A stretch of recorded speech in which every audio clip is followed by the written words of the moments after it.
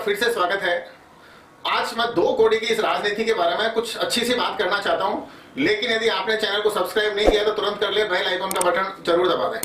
राजस्थान के अंदर पिछले 3 साल से एक बहुत बड़ा ड्रामा चल रहा था कि सीएम अशोक गहलोत और पायलट बगावत कर रहे हैं, सरकार गिराने की कोशिशें भी हो रही है। गहलोत साहब अपने 90 विधायकों के इस्तीफे दिलवा रहे हैं कि मेरे को राष्ट्रीय अध्यक्ष नहीं बनना। उधर पायलट साहब हमला कर रहे हैं कि वसुंधरा के पुराने घोटालों की जांच नहीं हुई।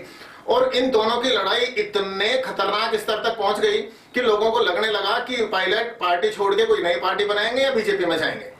लेकिन इस 2 कौड़ी की राजनीति में किसी के साथ आप कुछ भी कर लो, मतलब नाकारा निकम्मा भी कह लो, किसी को गालियां भी दे लो, किसी को कोरोना भी बोल दो, लेकिन जब चुनाव आएंगे तो दोनों साथ साथ खड़े इसलिए नजर आएंगे क्योंकि सत्ता की रेवड़ियां सबको चाहिए। अब सत्ता की रेवड़ियों के लिए यदि इस तरह के समझौते हो तो राजनीति आखिर है कहां? मतलब पायलट ने जिस तरह से मुद्दे उठाए थे कि अशोक गहलोत सीधे सीधे मंत्रियों के अधिकार छीन रहे हैं, हमें आईएएस के या अधिकारियों के सीआर पर साइन करने की परमिशन नहीं है। और उन्होंने मुद्दे उठाए कि अशोक गहलोत की वजह से पेपर लीक हुए और उन्होंने पेपर लीक घोटाले की जांच करने के लिए धरना दे दिया। उन्होंने मुद्दे उठाए कि हमने घोषणा पत्र में शामिल किया था वसुंधरा के घोटालों की जांच कराएंगे, गहलोत ने वो जांच नहीं करवाई, कमेटी बिठाने की थी बात। और अजमेर से लेकर जयपुर तक लंबी चौड़ी यात्रा भी निकली कि ताकि बहुत सारे साथ में समर्थक लोग भी आ गए कि बस अब तो सचिन पायलट है। लेकिन जब टिकट वितरण हुआ तो गहलोत ने फिर पटकनी दे दी। गहलोत ने उनके समर्थकों को टिकट मिलने ही नहीं दिया। गैन प्रकार ने कुछ 20-25 जो सीटों के ऊपर टिकट दिलवा के भी लाए। अशोक गहलोत ने सर्वे जितने भी हुए थे उनको भी सबको दरकिनार कर दिया, अपने समर्थकों को, चाहे पुराने निर्दलीय थे चाहे बसपा से आए थे, उनको टिकटें दिलवाई। अब अंदर खाने सचिन पायलट नाराज, लेकिन वो काका जी आ गए दिल्ली से, राहुल जी। अब राहुल गांधी ने आके इनके दोनों के हाथ साथ में खड़े करवाए, लेकिन चेहरे पे जो मुस्कान है वो तो अंदर से आती है। अखबारों के अंदर जब फोटो देखी, सचिन पायलट भी क्या मस्ती से मुस्कुरा रहे हैं और हंस रहे हैं, और गहलोत भी। इसका मतलब गिरगिट भी बहुत अच्छा होता है, मतलब वो जब रंग बदलता तो हमें दिखता तो है। लेकिन इन नेताओं के साथ में कब ये कौन सा रंग पलटेंगे, कब अपने को बोलेंगे कि हमारे समर्थक मेरे साथ आ जाओ, गहलोत के समर्थक गहलोत के साथ रहेंगे।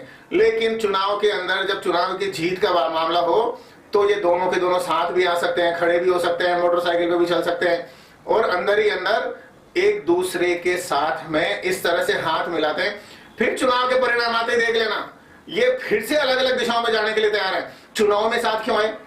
जनता को बेवकूफ बनाना है, जनता को समझाना है, मीडिया को समझाना है, गुर्जर समाज जो खिलाफ हो रखा कांग्रेस से उसको साथ में लेके आना है। और भी कई लोग हैं, समाज है, क्योंकि कई सीटों पे कार सेवा चल रही है, उन कार सेवा को रोकना है। किसको फायदा? 100% अशोक गहलोत को।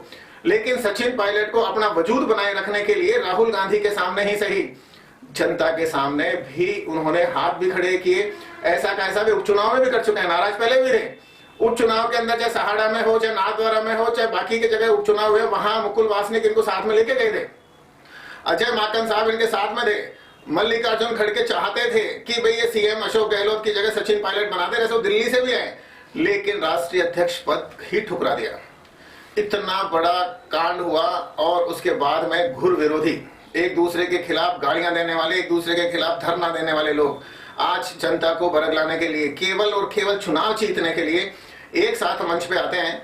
तो बहुत कुछ समझने की आवश्यकता है जनता को कि ये लोग राजनीति के केवल चुनाव परिणाम आने दो, चुनाव परिणाम यदि इनके पक्ष में आते हैं तो फिर से जनता आंदोलन करेगी, तो परमिशन लेनी पड़ेगी। मतलब जनता क्या सड़क नहीं बन रही, पानी नहीं आ रहा, गटर लाइन साफ नहीं हो रही, नालियां साफ नहीं हो रही, पूरा शहर लबालब बारिश के अंदर भरा रहता है, लोग दुर्घटनाओं में मर के मर जाते हैं सीधे सीधे। और उन्हें अपनी सड़क बनवाने के लिए जब आंदोलन करने की आवश्यकता होती है तो यही सरकार कहती है कि पहले जाके पुलिस से परमिशन लाओ। अगर बिना परमिशन के आंदोलन कर दिया, बिना परमिशन के धरना दे दिया, बिना परमिशन के ज्ञापन दे दिया, तो राजकार्य में बाधे के आरोप में छेड़, एक कोई नहीं, 5 को, 8 को, 10 को, 20 को। अब शायद जनता को, नेताओं को समझने की बहुत बड़ी जरूरत है।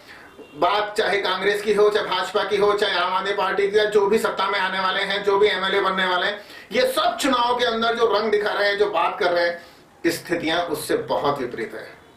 जो भी व्यक्ति इस वीडियो के मर्म को समझ रहा है उससे निवेदन है कि इस वीडियो को सारे के सारे लोगों के अंदर, ग्रुपों के अंदर फॉरवर्ड करें ताकि हम बता सकें 2 कौड़ी की राजनीति। जय हिंद, वंदे मातरम।